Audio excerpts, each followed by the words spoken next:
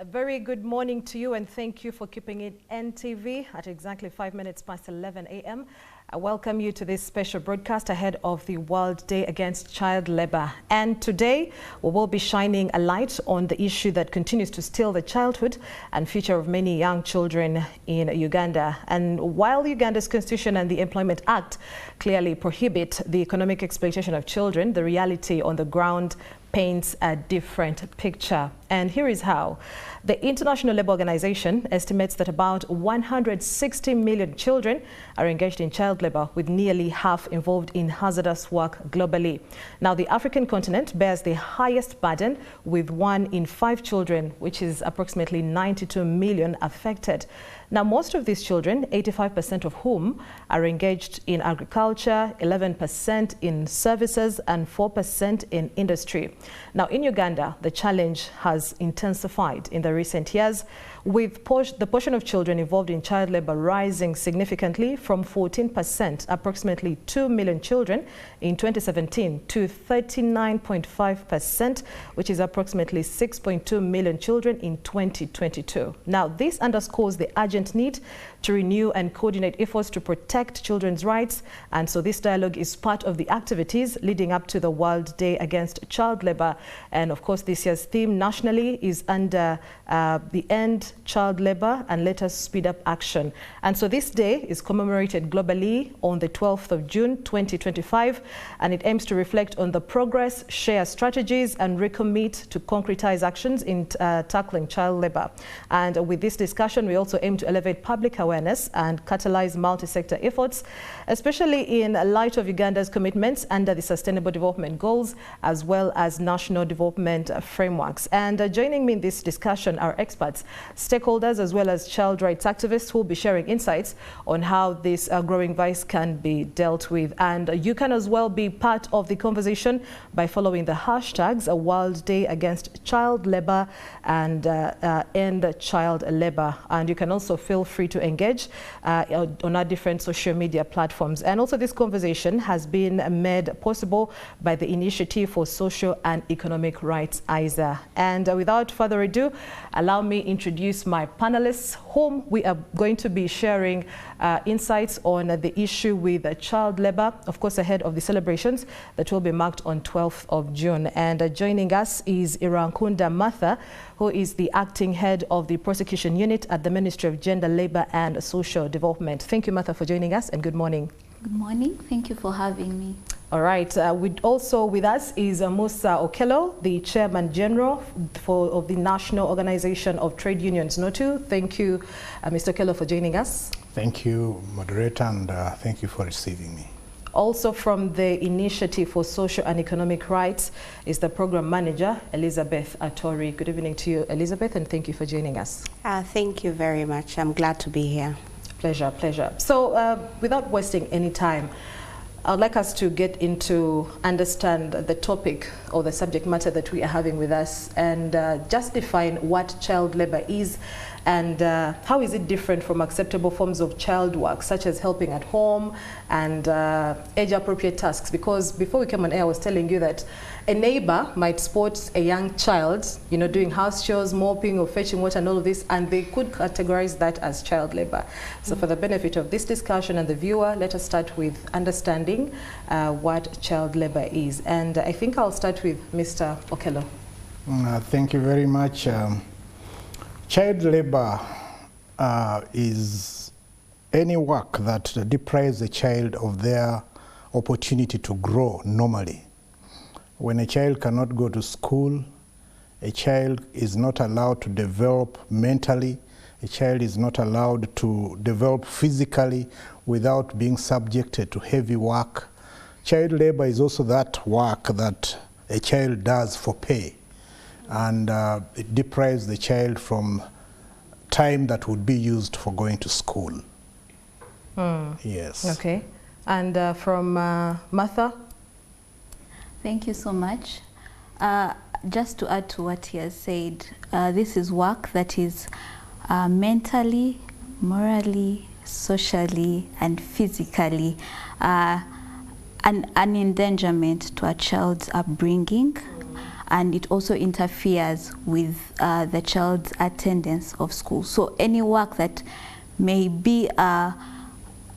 affect the child's development in all aspects and also interferes with their school, that is child labor. And you have put it right that a neighbor's child doing chores at home may not necessarily be child labor, as long as that child, one, is able to attend school, yes, does not work between the hours of 7 p.m. and 7 a.m., does not do work that is detrimental or that affects their mental, physical and emotional, moral upbringing. And which kind of work would that be? because children these days would look at mopping the floor or sweeping the compound as something that is taking a toll on their mental health. Yes. So which kind of tasks are you talking about? Thank you. And the employment of children regulations is clear on the list of light work that children are able to do. Sweeping the floor for just 20 minutes a day may not necessarily be child labor. Okay. Because one, it does not go beyond an hour a day, yes. The child is able to do this work after school, yes. And it's not going to affect them from playing, it's not going to affect them from reading their books, it's not going to affect them from interacting with fellow children. It's not something that is going to endanger their development as a child. Okay. So, but then when you look at, for example, going to the field from 7 a.m. to 7 p.m., you're digging, you're spraying, because that is also endangering a child's health. Spraying the gardens, you're herding cattle the whole day, that affects the child's upbringing. So it's categorical when you look at it in that sense. Okay. Thank you. And so to you, thank you so much, Martha. To you, Elizabeth, as somebody that works directly or who is on the ground, what would you say are the most common forms of child labor in Uganda? And also incorporate what regions actually experiencing or practice child labor the most in the country? Thank you very much. Well, being from civil society and also engaging with communities often, you'll find that different regions have different forms of child labor. But as we know, for example, the majority of children are actually engaged in the agricultural production. So the agricultural sector, but also the extractive sector. So we are looking at activities like sand mining. We are looking at things, some communities might think they're simple tasks like making the kids chase the birds away from the rice field the whole day. So that is actually considered child labor. So if we are looking at those regions that have been greatly affected, Busoga is one of the regions in this country that has been greatly affected by child labor, especially with children participating in sugarcane cutting, in the loading of sugarcane onto trucks. We've seen, for example, certain areas that have children actively participating in gold mining and panning of surface gold. So those are questions that we have noticed within the community. Another region that has very many cases of child labor is the Karamoja region, especially because it has a wealth of minerals, and we see the rates of poverty also greatly causing children to actually go and participate in these activities. So poverty is one of the leading causes that has driven children to go and start participating in child labor. Yes. And just to come back to you, Martha, what progress has Uganda made so far in elimination of child progress? Are we still following tracking to achieve SDG 8.6 to eliminate child labor by 2030, or are we still in a very dire situation? If you help to paint for us a picture of how we stand now as a country. Thank you so much. Right now, as you had earlier mentioned, the statistics are quite dire for the country, with 6.2 million that we know of as of today, 6.2 million children engaged in child labor. And while we work towards accelerating our efforts to eliminate child labor and achieve the Sustainable Development Goal 8.7, we still have a long way to go. And it's not that we are folding our hands, but we are trying our level best as government to ensure that we achieve this target. But this is not something that we can do alone. Among the efforts that government has put in are the legal and policy frameworks in place that are regulating the employment of children, but also trying to see that we eliminate child labor for good. As we look at the Sustainable Development Goal 8.7, which gave us a target of this year to eliminate all forms of child labor, that is by 2025, we are working to see that we achieve this target through the various interventions we've put in place. For example, sensitizing communities. We are also working towards providing access to education in all communities. The social protection interventions that have been put in place. For example, the Emyoga projects, the parish development model, the YLP, that is youth leadership programs, the Emyoga apprenticeship schemes that are being put in place. All these are working towards dealing with the root causes of child labor. Of course, working together with stakeholders such as the civil society organizations and social partners, as well as employers, to see to it that we eliminate child labor for good within the country. Of course, there have also been institutions that have been put in place. For example, the National Steering Committee on Elimination of Child Labor, that is a platform that is put in place to coordinate efforts, that is between government, various stakeholders, social partners, even the employers, to see to it that there's no duplication of efforts and there's the wise use of resources that are available. Okay. Yeah, we have also the Labor Advisory Board that has was recently inaugurated, that is last year, which is also put in place and has the mandate to advise the minister on all employment matters, which include issues to do with child labor. That is policy guidance. We are looking at also reviewing the laws, because the current laws that we have are not deterrent enough. Okay. So we are working on reviewing the employment regulations.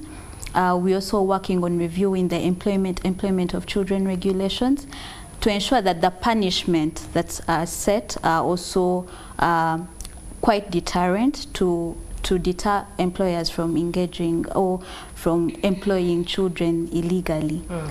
Also, to speak to like the unit that I head, it is an institution that was put in place to ensure that we prosecute contraventions of the Employment Act, which include also employment of children contrary to the provisions of the law. So government is working tirelessly to see to it that we deal with the vice in the country. Okay, yeah. And their interventions or their call to action seems to be very lucrative and very good. But if you go to the reality on the ground, yes. Especially you mentioned the aspect to do with education reaching every corner of the country. But recently we ran a story on NTV about Kabong district, where parents entirely do not care about education, because even the education there, I mean, does not sort of benefit them. Most of the adults have stopped in primary 4, and so they don't see the importance of taking a child to school, and they say that the children belong to the kraals, to belong to the fields. And so I'm just wondering how we are going to change the mindset of such a parent. But I'm going to be getting back to you, Martha. Let me now bring in the workers' union. And Mr. Okello, how are the labor unions working to ensure that Uganda successfully eliminates child labor in the country? Thank you very much. As you know, labor unions bring together workers all over the country. We at NOTU have a total of 38 unions affiliated to us, and each of these unions have branches around the country.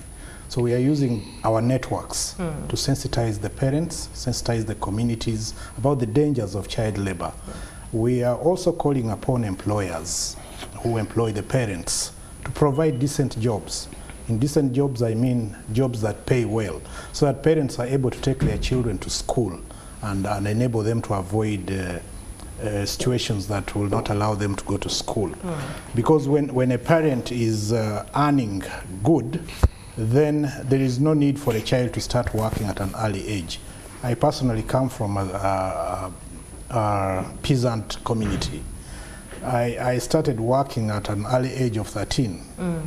It is just by God's grace that I was able to go through school. But it's not easy for a child to work and at the same time go to school. So we are doing our best to sensitize both the parents and the children. When we find children working, we talk to them, because we go to these workplaces and sometimes you find parents have gone with their children to work. And so are they, when you interact with them, does it come off like they are forced to do the work, or it is something that they, you know, looking at the situation, they offer themselves to actually, you know, go and work? Because you said you found yourself working at the age of 13. Yes. Were you forced, or? In most of the cases, the children are not forced. But looking at the situation at home, they find themselves wanting to help the parents to be able to bring something to the table. Yes. It's not forced per se. I wasn't forced. I saw how my parents were struggling. And so I thought, why can't I at least buy for myself school uniform, or at least the exercise books, and let them struggle for the school fees. That is the same situation now. But that can be dealt with if the parents have decent jobs. Yeah. Okay. And so what are the biggest challenges that you have encountered while monitoring and ending child labor, especially in informal sectors like agriculture, as you get to interact with these parents? What challenge have you, even when you try to speak to them, are they open to changing their mindset? Are they open to looking at, you know, the flip script of everything? It's complicated. One is we are dealing with generally illiterate parents. But two, you are giving all this knowledge, but you're not providing immediate solutions. Yes. You will tell these people it's not good for a child to start working at an early age. Yes, it is true, and they believe you. So what next? What is there for us? And that's where Martha comes in with the programs that the ministry is introducing, like Myoga. It's good for the parents to know that these programs exist, so they can benefit from them. Okay. And yes. Okay. And so moving on to you, Elizabeth, as civil society organizations, what strategies have been most effective in your work to prevent or withdraw the children from child labor? Thank you very much, Mildred. You'll notice, for example, a lot of the challenges really stem from the mindset that communities have, not being able to appreciate that child labor can actually inadvertently cause issues for the child. So while, for example, the children would be able to get, might be 2,000 per day, in the long run, they are unable to get to school. So as civil society, and I'm going to speak for ISA, not for the whole of civil society, there are various approaches that different civil society actors are doing, but as the initiative for social and economic rights with support from Enabel, we are currently focusing on bridging that gap, where we are creating awareness amongst the communities for them to understand the challenges that child labor actually causes to the children, but also to their families, knowing very well that this also affects the incomes of the family. So it becomes a cycle of poverty. Your father did not go to school, then you're also forced into child labor. The other thing that we are doing is to be able to build the capacity of different stakeholders, because we know that different stakeholders have roles to play, and we are focusing on the community accountability structures, structures like the school management committees. How can we build the capacity of school management committees to monitor, to document, and to report child labor, to escalate some of these issues to the structures in the district. So the project that we are currently running is with support, is with Enabel support, and it's currently in the Albertine region and in Busoga region, where we noticed that the cases of child labor are actually rising, and we needed to be able to strengthen the community support structures therein. We also noted that there is a need for coordinated efforts, not only in civil society, but also between government and civil society and communities, for communities to take an active role in being able to eliminate child labor. So we've built the capacity of different community champions who are able to monitor the different cases that are in the community, and then bridge and synergize with the district community development departments, with child labor officers, and be able to spotlight that, look here, there are these cases that are within my community. Are you able to intervene? So we know, for example, that whilst there are concerted efforts to bridge the gaps in the law, we need to be able to strengthen enforcement of those laws. And one of the things that we thought would be able to expand that enforcement is, one, to raise the awareness of communities about the dangers of child labor, but also to get them to now act upon those cases that they are noticing in the communities, to report, to monitor, to document, and to be able to spotlight those and strengthen the partnership between communities and also the ministry. Okay, and so Martha, you realize in the submissions that everyone is, giving is the key issue is education. I mean, the only aspect or the only way a child is not going to be subjected to labor or work is when they are put in school. And but you find that these schools are not well equipped, they are not well catered for, resourced, and all of that. So what is government doing to empower schools to ensure that children actually do stay there? Because like I said, in Kabok, they do not care because the education system has betrayed them. That is how they feel. Yes. Yeah. Thank you so much. One, it also, before we go into what is government doing, it also starts with the parents themselves accepting that education is important for my child. And that is the mindset that you were talking about, the mindset change, to understand that without education, my child may not have a bright future. So the moment parents are able to accept that, then the rest is for government to do, to ensure that actually teachers are in school, to ensure that actually the schools are close within the communities, to ensure that they are well resourced, they have all the resources they need. And as I keep saying, is that this is not something that yes, it's government's role to ensure that we provide easy access to education for children, but it's a collective effort. It's something that we need to do together as a community, as parents, as teachers, because even then, once also the teachers do not have that zeal or passion to be in the schools, there are those schools that they'll tell you the teacher keeps jumping from school to school and they're not present fully. It's something to do with our attitude towards the future of our children, the future of the children of the country, that if we are all passionate about it, we'll be able to join hands and see to it that that the children actually have access to education. But I'll speak to the fact that yes, schools are being constructed.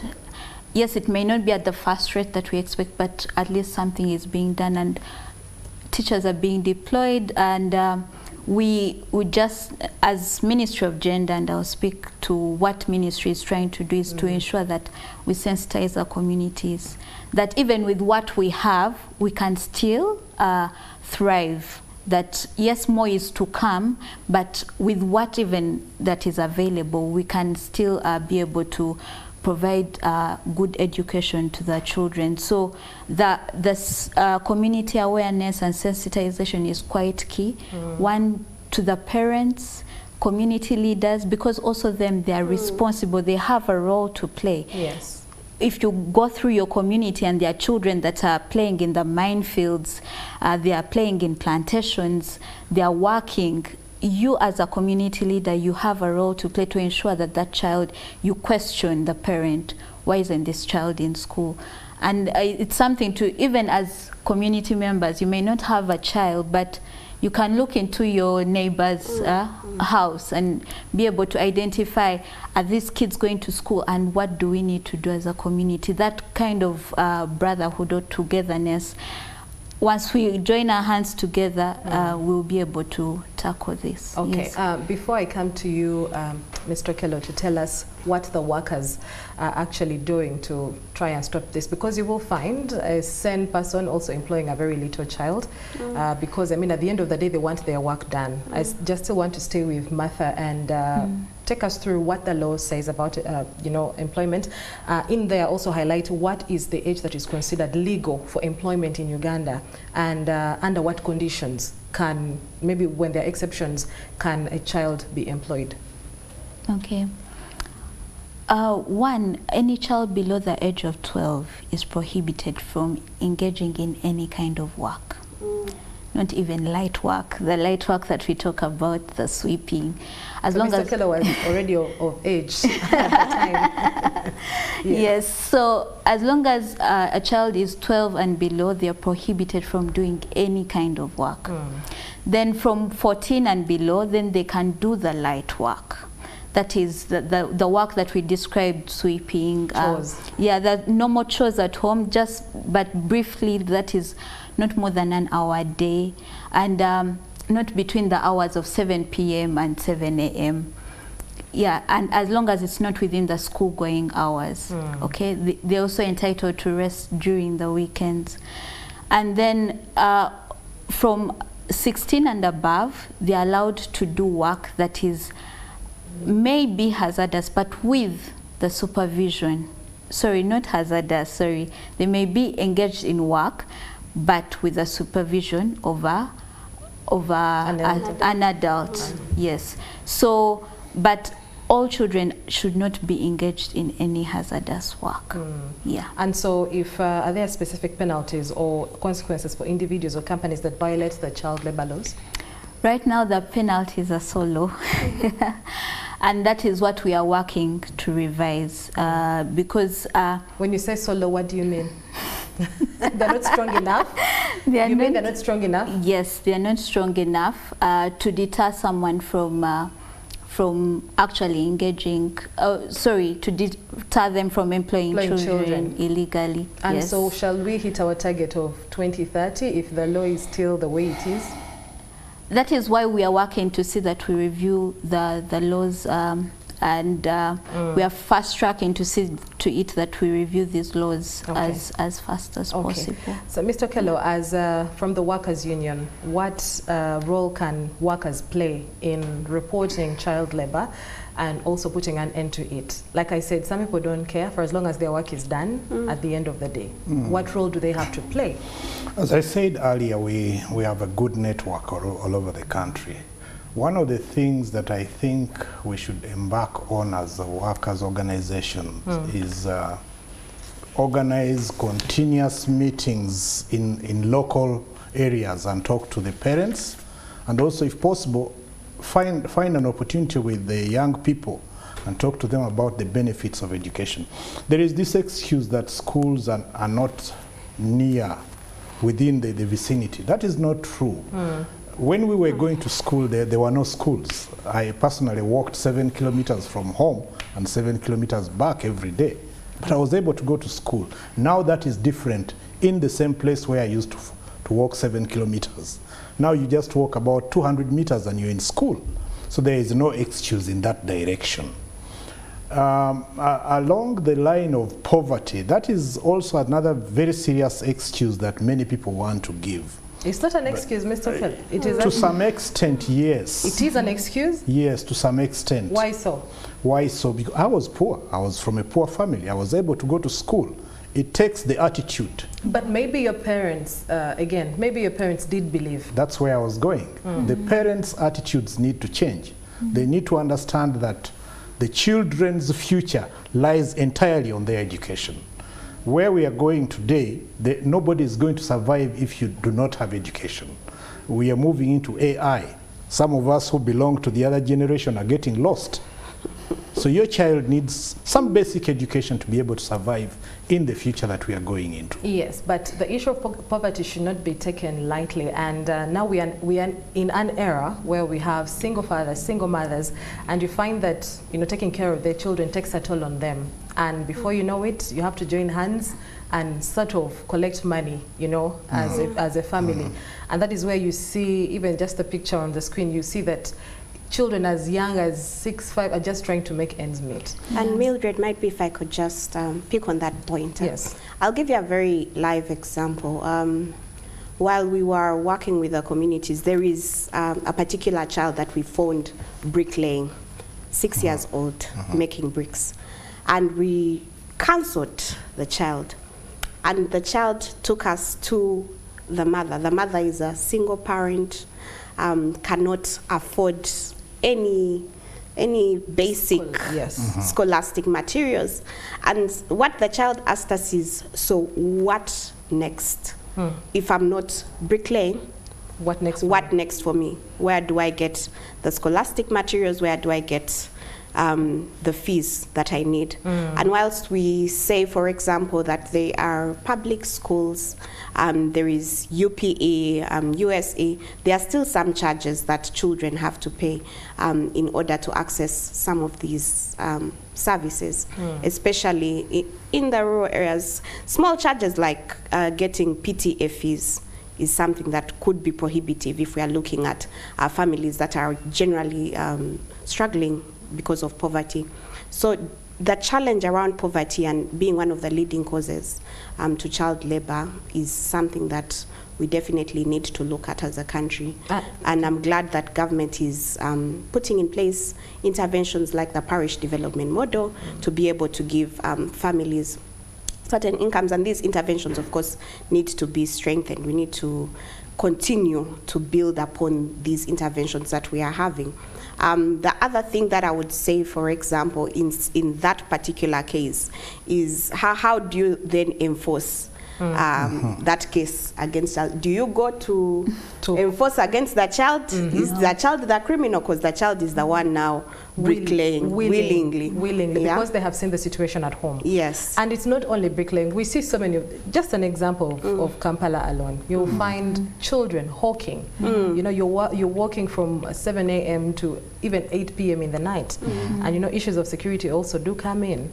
So you find that it is a very serious issue. And also, I would like us also to highlight, especially Elizabeth, what are other driving factors that you see lead to parents or lead to child labor, aside from poverty?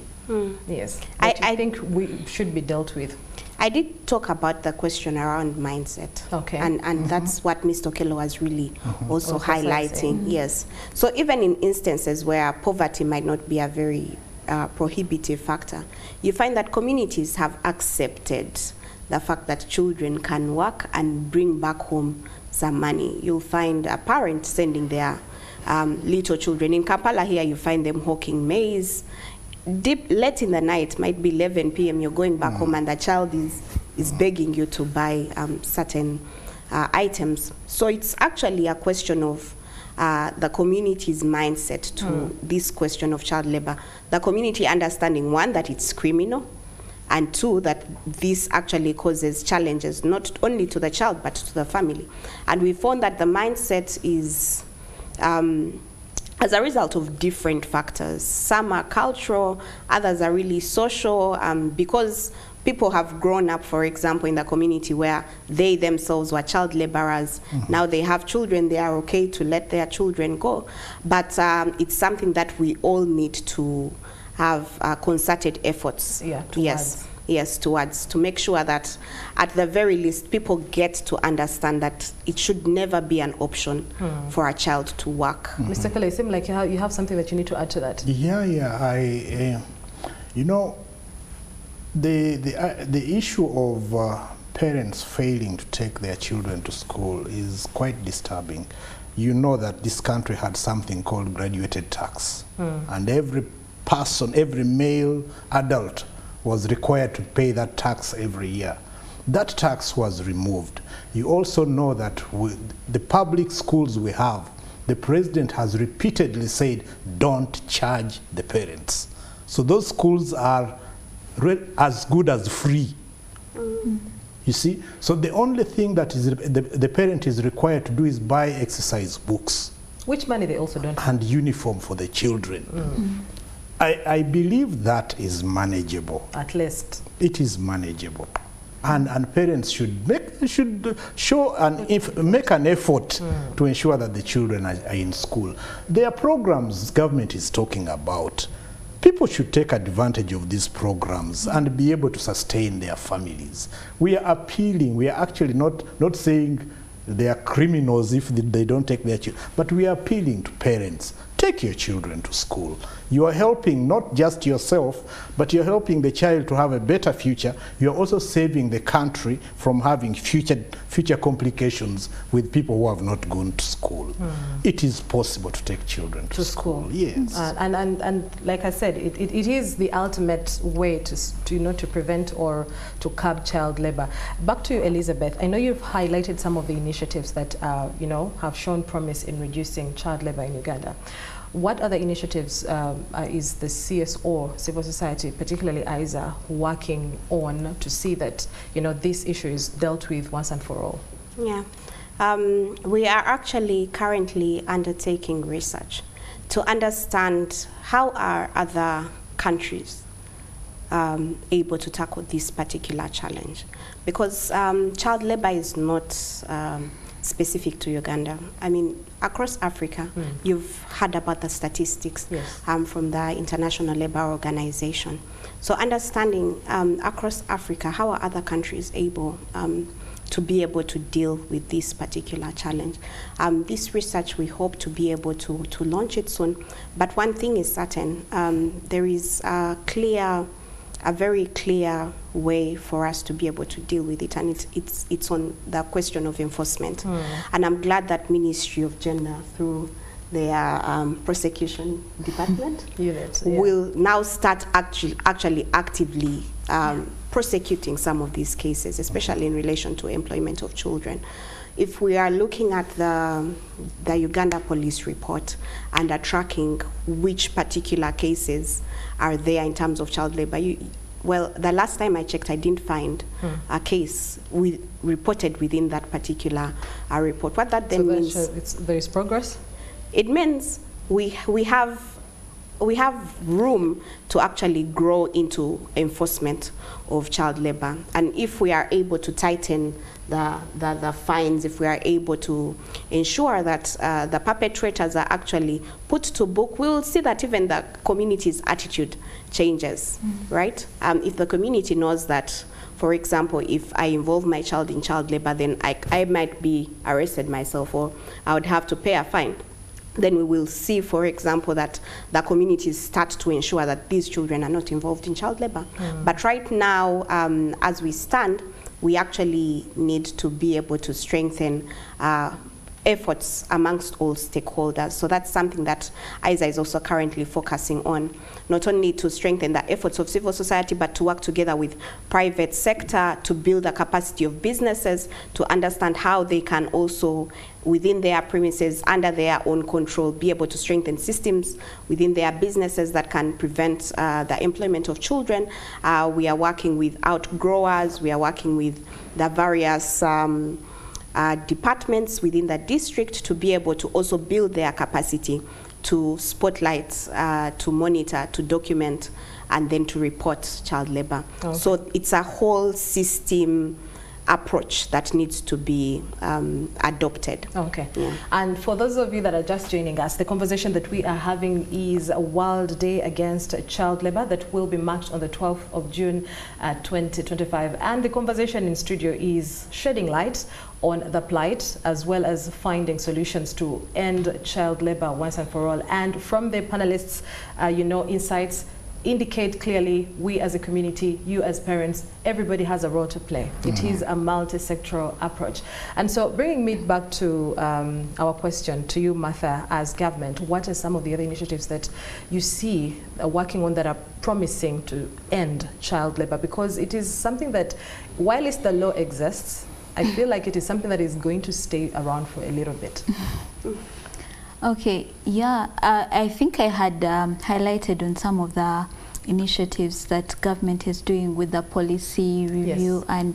And but it also goes down to we are working to see that we have also data, timely data that is recorded in terms of the situation of child labor in the country. If you notice, the statistics that right now we are relying on are of 2021, yes, and yet between 2021 and 2025 there's a gap. If we are able to have access to timely data of the cases reported or the situation of child labor in the country, even it would inform the interventions and policies that we are coming up with. But then also I'll speak to the social protection measures that they have been talking about, upscaling the various social protection measures or interventions that government has put in place, and also creating that awareness within the communities, the mindset change. Because we have noted, yes, these programs are available, but some communities do not know how to probably access them. And even if they are to access them, they may not have the knowledge or the skill to utilize the amount of money given wisely. So the business skill is also still lacking within the various communities, because some people are thinking of what am I eating today. They're not thinking of the future, that if I get this sum of money, then I can spend it this way, I can invest it, and then it can be able to cater for my family for the long haul, and not just. So it's something that we need to also kind of prioritize, that is the community sensitization and awareness. But also we need to do the capacity building of the labor officers and the frontline officers that are in the field, who are tasked and mandated to identify these cases of child labor. And is there any working partnership that the government has with the different stakeholders in fighting against child labor? Yes, we do, and with various stakeholders, for example, the CSOs. Right now, government works with the International Labour Organization. Those are the development partners, such as Enable. We are working with ISA. We are working with AMCAN, Uganda chapter. We are working with Platform for Labour Action. So there are various projects we are working on with various stakeholders, CSOs, but also with the social partners. As you understand, issues to do with employment are tripartite in nature. And we as government cannot work without the employers and without the social partners. Then we would not be able to achieve anything. So all the interventions that we do, all the programs that we come up with, we work together as a tripartite. And the various institutions that have been put in place that I had earlier mentioned are all tripartite in nature. We ensure that we have representation from all these institutions. And good enough that Uganda right now is actually working in with the tripartite plus.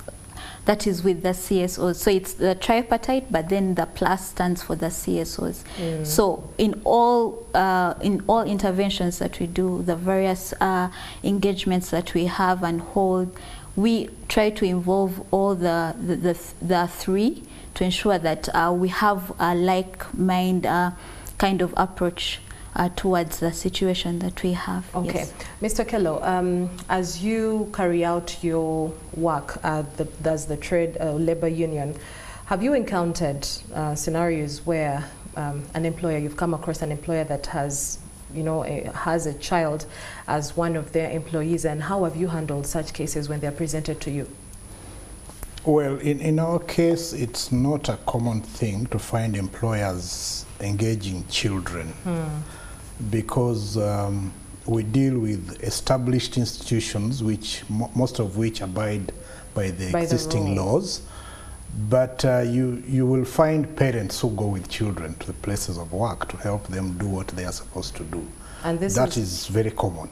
And is that acceptable? Not acceptable at all. And that's where we come in. We talk to these parents and we tell them the dangers of involving children in what adults are supposed to do.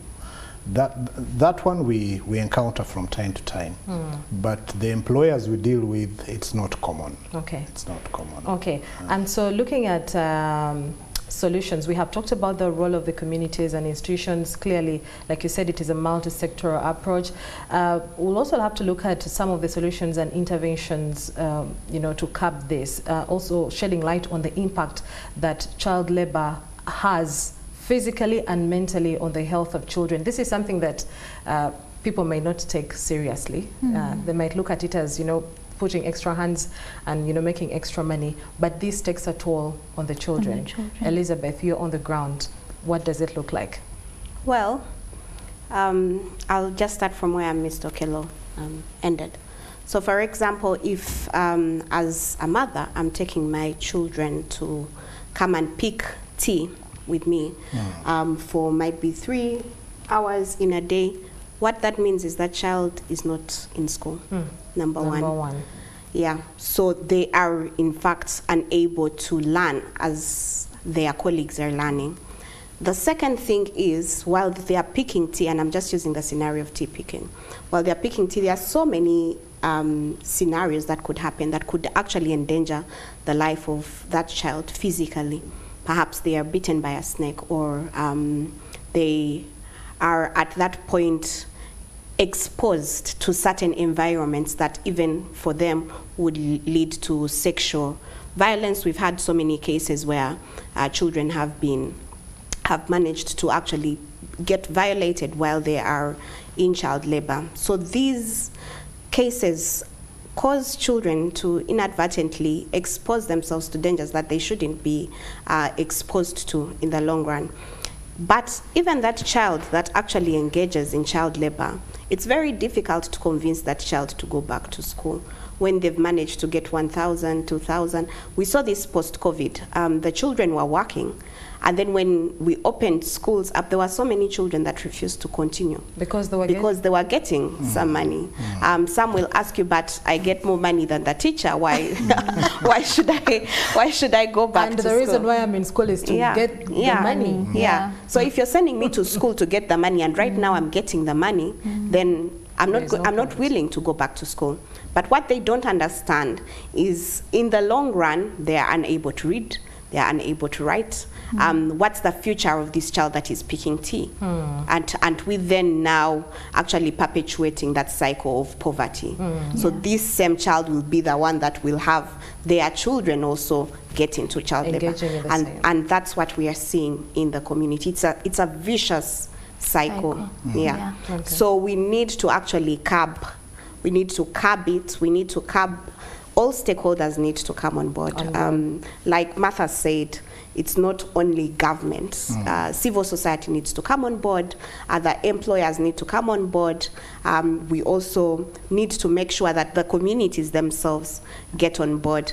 And I'll be glad to see what the communities will do once we review some of these penalties that are put in place for them to understand. And we see this with our current traffic laws. The EPS. The EPS. Yes. People are following seriously. Yeah, people are following. So because it can actually work. Yeah, because the fines have increased. People are now starting to pay attention. Once the fines are minimal, once the enforcement is weak, people start to take advantage of the laws. They start to break them. Yeah, so we need to be able to come to that place, at least in respect to child labor, where we know of the law, we know that the fines exist, we know that the fines are actually being enforced. Okay, before we give our closing remarks, Martha, are there mechanisms for reporting child labor violations? Because, I mean, very many people would see a child clearly not happy, and what avenues do they have to report such cases? Thank you. So, yes, one can report to the labor officer of the district. We are lucky that at least every district has a labor officer who you can approach and inform them of this situation. Two, we have the police force. We work with police officers and they are well aware of that, of the right that children should not be exploited. So we work together with them. We also work with the probation officers to see to it that we protect the children. Once these children are withdrawn from areas of work, we worked hand in hand with civil society, but also with the probation officers to ensure that even when we are withdrawing them, their rights are not being infringed. Okay. Yes. Thank you, Martha. And so as we give our closing remarks, Mr. Okello, what message would you give to employers who knowingly or unknowingly engage children in labor? In a minute. Thank you. To the employers who find themselves engaging children in labor, just know that it's illegal.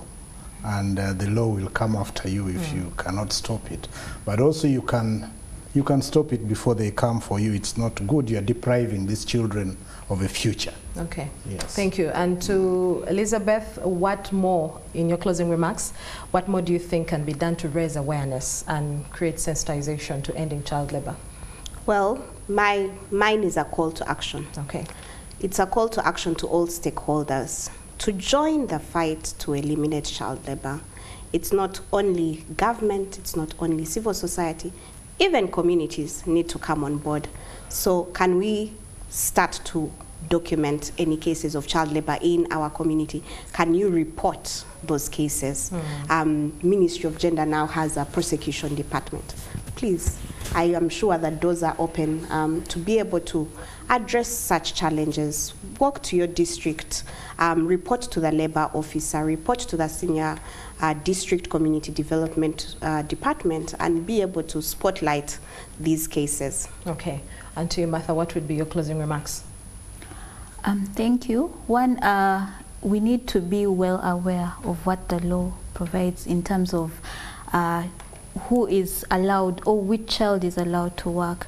And it's not that we have said no, children shouldn't work, you know, because of that mindset that our children will grow up a certain way, they will not be respectful. No, that is not the case. If you're to employ a child, let it be the legal way. Let them be of age, that is above 16. And if it's below that, that is between 14 and 12, let them be doing light work. We are not saying that let them just waste away. No, okay. That is not the case. And it's also to reach out, as just as Elizabeth said, it's our fight together, okay. And we have a target to meet, but then also we want to see our children thrive and also have a bright future. So it's not just because there is a target that we want to meet, no, but it's also about the health of our children. Let us allow the kids be kids. Okay, yeah. Thank you so much. And that brings us to the end of today's conversation on child labor in Uganda. And of course, the celebrations will be done on 12th of June under the theme End Child Labor, Let Us Speed Up Action. And it is clear that whilst the law exists, enforcement, poverty, and social attitudes still allow this injustice to continue. But every child, you that is watching us, every child deserves a safe space, nurturing environment, and of course access to education, not a life of toil and hardship. And a special thank you to our guests and of course to you, our viewers, for being part of this fight or dialogue. And let the conversation continue in your homes, in your communities, as well as your workspaces. I am Mildred Pedun. Have yourself a fantastic morning, a fantastic afternoon, and enjoy the rest of the day.